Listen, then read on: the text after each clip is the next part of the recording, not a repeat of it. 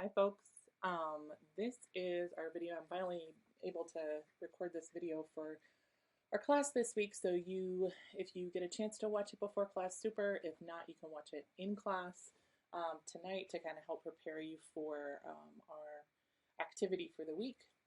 Um, so I want to start with some of the documentation, some of the data, the evidence that illustrates why I know you all know that social and digital is really important and mobile in life, and I also know that it's important in public relations, or at least you can intuit that from um, your lives and what you see on social. But I also wanted to direct you, start talking. I think I might have talked about this before in our class, but I'm not entirely sure. The Pew Research Center is a great organization um, that does a lot of nonpartisan, they call themselves a fact tank, and they do a lot of research that is very helpful. This photograph or this image here is linked to the website, so you can take a look at the original article here. But I wanted to show you this chart and say that obviously this supports what we know, that so many people are engaged online, that we have access, more access than we've ever had before in terms of being able to reach connection, Wi-Fi, via smartphones, and then having home broadband, which makes sure that people are able to do all of the things, watch video, upload video, all of that type of stuff. So the Pew Research Center has a lot of great resources that document or provide data that show us why it's important as PR people to know that we need to be involved in social, mobile, and digital. Here's another interesting illustration, and this is connected to a different piece, a data set and article from Pew, but I thought it was really important to share with you because it illustrates how important Facebook still is in terms of being popular. Now, as we talk about social, mobile, and digital, we will talk about that's not always the thing that you should use. You shouldn't always use Facebook. You shouldn't always use Instagram just because it has a lot of users or that's where you can reach the most people. You have to make much more strategic decisions than that. But I did want to show you that despite what you may um, see and hear and read, that Facebook is really still very, very prominent. People use it now. How they use it is varied. But I also wanted you to see these are the other major social platforms that are being measured by the Pew Research Center. There are things that are not on here. Google Plus is not on here. It's mentioned in your book, the chapter for this week. And so, just be aware that things change. Certain platforms are important at certain times. Not something that you probably already know, but wanted to give you a reminder of that. Okay, so I want you to take a couple of minutes and watch this Socialnomics video from Eric Qualman. Eric is a really interesting guy. He puts this video together every year, and you may or may not have seen this before, but it provides, again, some more data about why, as aspiring public relations professionals, we need to be aware of um, what's important about social, the bottom line, all that kind of thing. The second link here of his name just goes to his website, and if you're interested, you can check that out. But I do want you to watch this Socialnomics video. I do want you to watch the Socialnomics video because I do think it illustrates a good point. And it's a lot different this year than in previous years. So if you haven't seen this year's, you really do need to see it. Okay, so in thinking about the digital social revolution, we're about 15 years in. And a lot of us instructors talk to you about how this is a new thing. And really, it's not new anymore. It's new to some of us practicing, or that we're practicing. I left public relations practice in 2006, which is the year Twitter started. So it's new for me in the sense that I haven't practiced PR in this environment. But some things are still the same. Are we still trying to achieve the same goals? Absolutely. We are still interested in protecting our brand, our reputation. Um, Fundamentally, public relations is about building relationships, maintaining them, and so absolutely that is still a goal. Um, Sharing information, managing information, absolutely. Responding to crises, and then scanning the environment to assess what potential crises might be coming our way. So the same goals exist in this digital area as in the pre-digital era. Okay. Are the tools today different? Are PR tools different? Well, not necessarily, because we still use the concepts that we've been talking about this semester in terms of media relation and news releases and some of the more traditional media newsletters, although they might be e-newsletters now rather than a printed one that's sent to people, brochures, online brochures, again, rather than a printed one, different types of advertisements, and then, certainly we still do meetings and events, like we talked about last week. But fundamentally, it's not a different tool or things are so different. It's adding digital media tools to augment what we already do or modifying what we do as public relations professionals and incorporating digital. So one of the things that digital really helps with is getting a further reach or more reach. And then creating and maintaining, I would really say, a sense of community and relationships. It allows for that so much more easily and rapidly just based on the fact that digital is so much faster.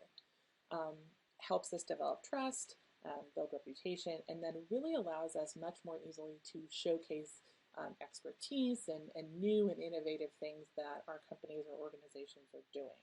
So I would definitely say that everything that was traditional is still necessary, but it's augmented when you add digital to it. So this is a slide. We haven't talked about the 4 models of public relations or theory in this class because that's not really what we do in here. But I did want to show you that Gruening is one of the leading public relations researchers, and he's coined these 4 models or 4 types of public relations. And he's actually still alive and doing research. I think he's at the University of Maryland. But really, out of these 4 types or models of public relations, the two-way symmetrical model is what's considered ideal. And the idea behind that is, as an organization, you communicate and then you listen and you adapt your messages based on what you hear from your publics, and then you communicate again. And so it's this, you as an organization communicate, and then you listen to your customers, your clients, your audiences, and then you hear what they have to say, and you interact with them, again, using the information that you get from them. So it's really this two-way philosophy. And that's considered the ideal practice of public relations. Historically, that was a lot more difficult before digital. And so one of the things that social media, specifically digital generally, has allowed us to do is really much more genuinely practice this two-way symmetrical communication or public relations. So negotiating with your public, resolving conflict, mutual understanding, that type of thing. So if you think about social as sort of the ideal, one of the ideals of two-way communication, it's much easier, right, to engage with people using social media. It's easier to get people to be involved or committed to things. It's easier to hear what they have to say, to change your message, and then to communicate again. Social media is also a chance specifically to share information and then to start conversations.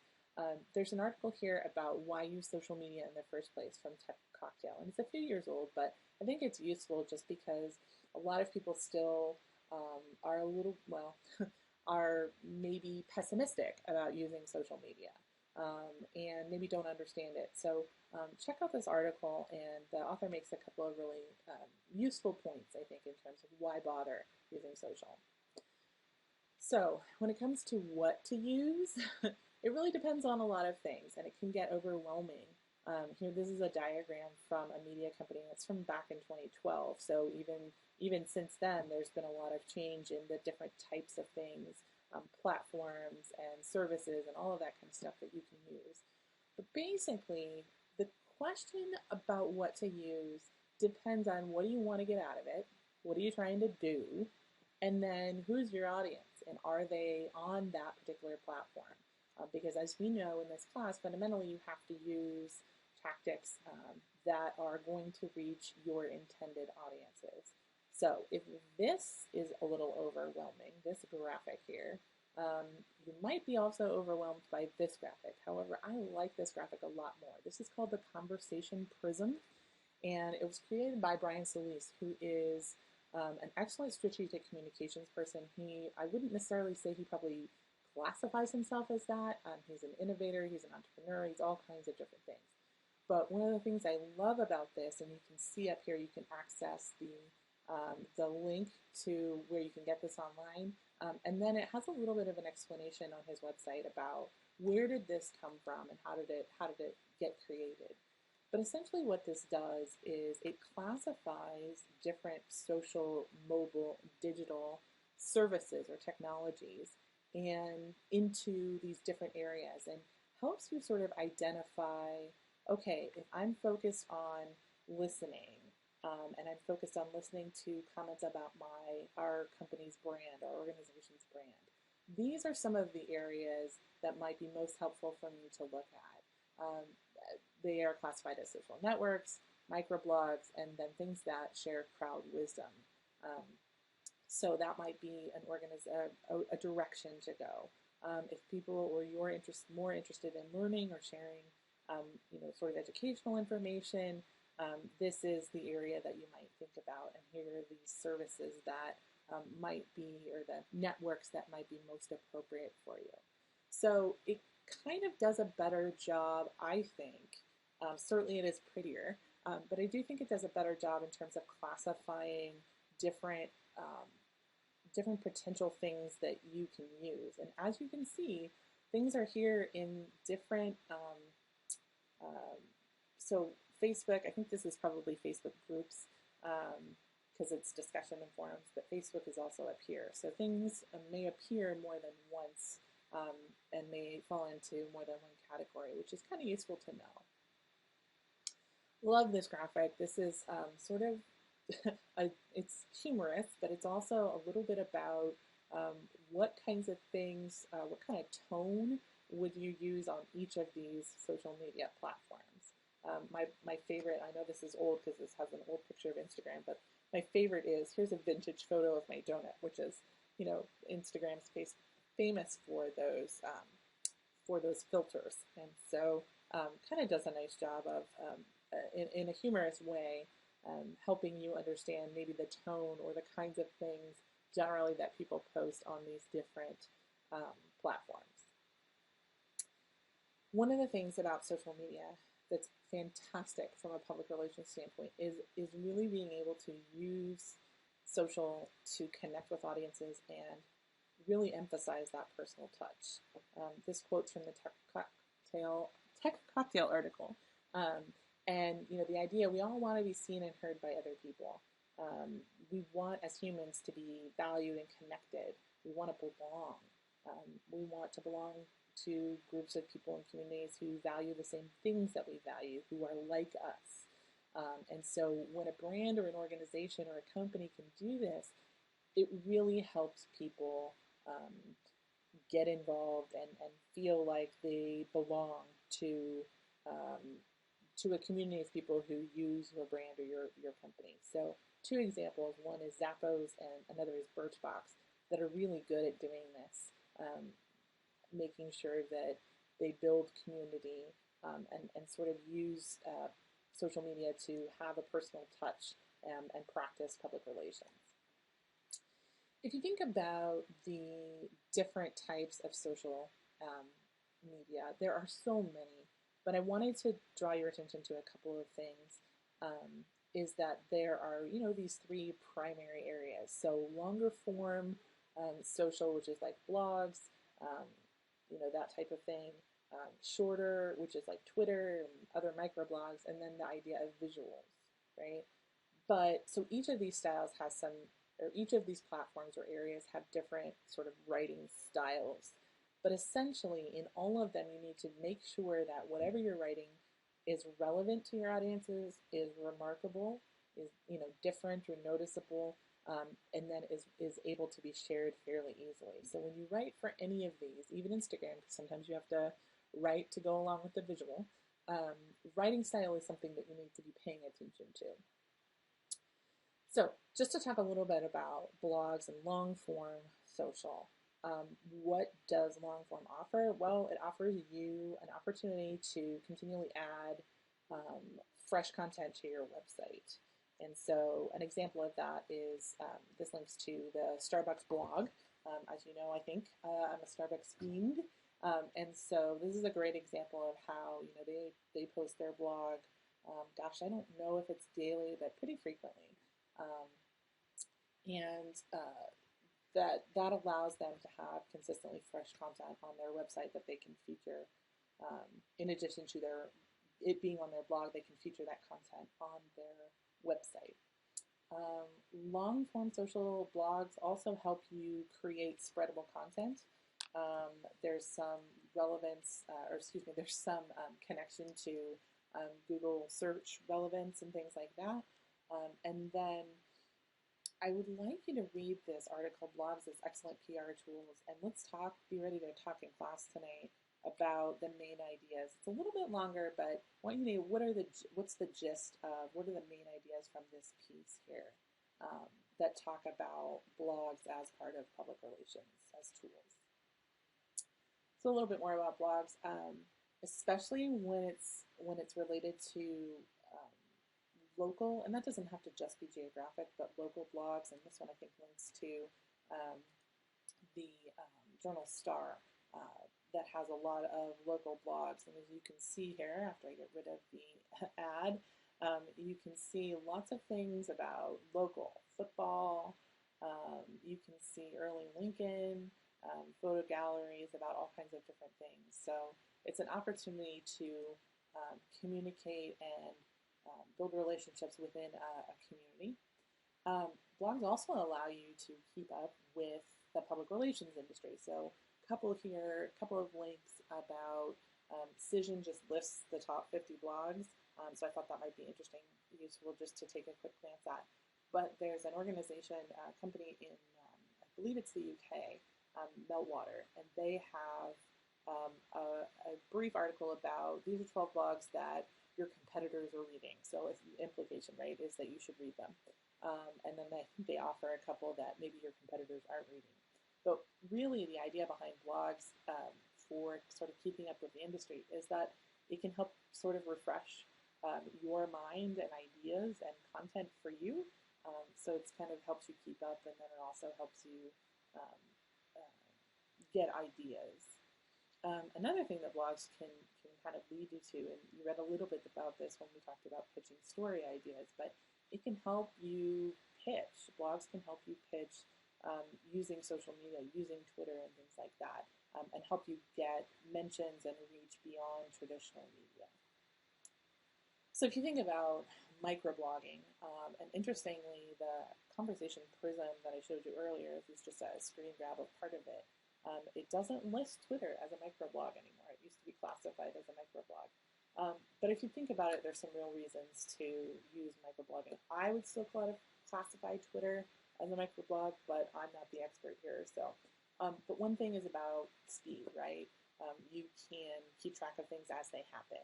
You can get breaking news, and they're really useful for crisis communication. If you go on to study crisis communication at all, there's some great examples of using social microblogs to communicate and to track and all those kinds of stuff. And it also helps you in terms of monitoring what's being said. You can hear what's being said about your organization, your company. You can use it as a customer service tool. And then you can also use it as sort of like an informal reward or shout out tool. And then you can use it to do research.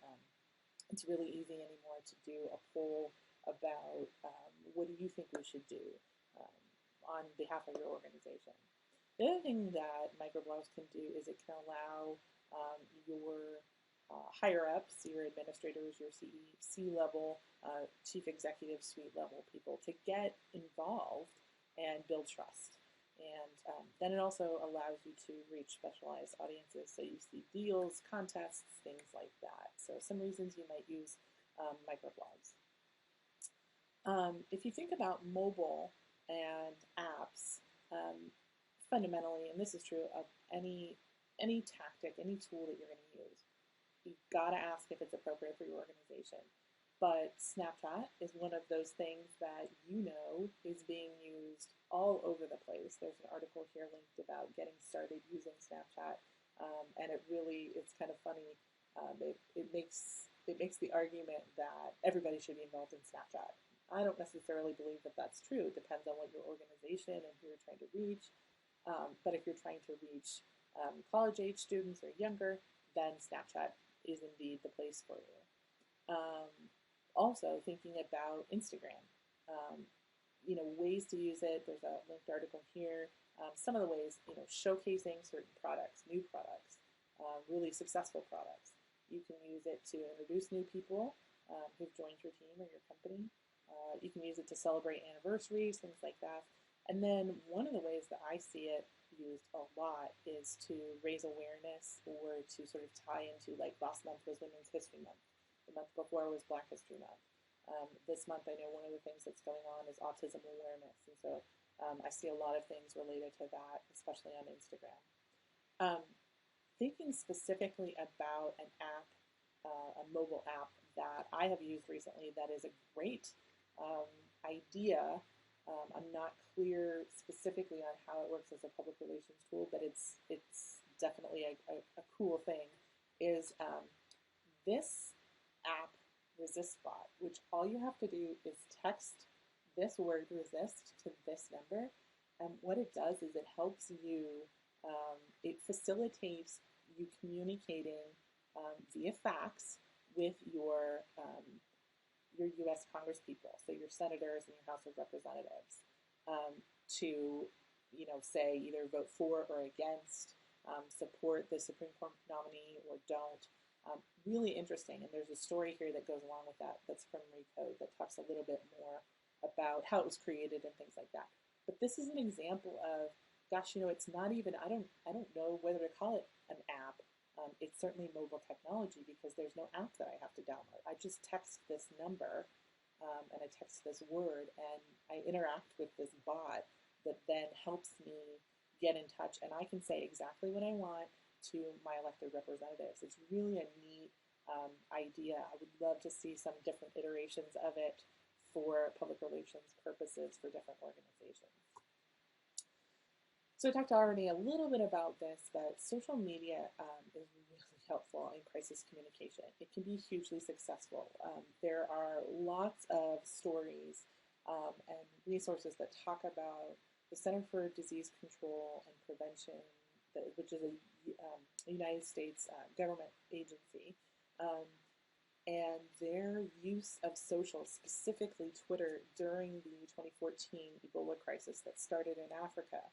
As you may remember, we ended up with some people here in the United States, and specifically in the state of Nebraska, with Ebola, who went to, I believe it was Nebraska Medical Center in Omaha, and were treated because that is one of the leading centers in the country for treatment of Ebola and other very, very contagious diseases. So the CDC did a lot of really interesting stuff during that crisis, especially when people started coming to the United States with the disease.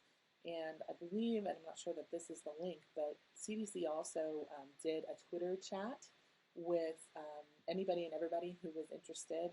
It was intended for reporters and journalists and researchers to get information and get answers about, I believe that it was specifically about when people started coming to the United States for treatment for Ebola. So really successful use of social media for communicating during that worldwide, that global crisis that came up. There's always, at the end of every year, there's always a great run for who were the top crises, who were the big fails. If you're not careful, social media can lead you to have, make a crisis worse, or it can be a social media crisis. This is a great example. I'll just click on it real quick to give you an idea of what it is. But there was a tweet that went out by KitchenAid during the Obama presidency that was really, I think it was probably something that intern did or something like that. I haven't read this lately, but this is a great example of a crisis that happened on social media, and how, if you're not careful, it can be, instead of using it to handle crisis, it can be something that you use, or that causes a crisis of its own. So something to think about. As we think about using social media as public relations professionals, I want you also to be thinking about, because we've talked about it being used for clients, but I also want you to think about how you use your social. Do you only use it for friends and fun? Are you starting to develop a professional reputation, or use it for professional reasons? Kind of like when we talked about, keeping up with or reading PR industry blogs. And then I want you to think about, why might it be a good idea for you? I'm not saying you have to, but why might it be a good idea for you to use either one or more social platforms to sort of build your personal professional identity? So something for you to think about. I will see you tonight. I've got some activity for us to work on, and then you will have a social media related assignment that we'll talk about in class tonight. So see you soon.